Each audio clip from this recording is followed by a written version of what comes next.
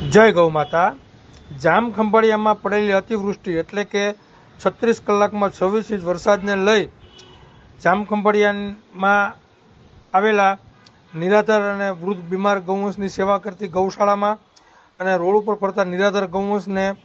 ઘાસચારાની ખૂબ જ તકલીફ પડી હતી, જેને ધ્યાનમાં લઈ કરુણા સેવક ગૌસેવા ચેરિટેબલ ટ્રસ્ટ અને શ્રી રાજ્ય ગૌસેવા જૂન મંડળના દાતાશ્રીઓના સહયોગથી જામખંભાળિયા સ્થિત સેવા કરતી સંસ્થા એટલે કે એનિમલ કેર ચેરિટેબલ ટ્રસ્ટના સહકારથી અતિવૃષ્ટિની રાતથી લઈ સતત 5 દિવસ સુધી રોડ ઉપર પડતા નિરાધાર ગૌવંશને રાજદાણા અને ખોળ અર્પણ કરવામાં આવ્યું અને વૃદ્ધ અને બીમાર નિરાધાર ગૌવંશની સેવા કરતી ગૌશાળામાં ખોળ અને રાજદાણાનો જથ્થો પહોંચાડવામાં આવ્યો અને તારીખ 5/9/2024ના રોજ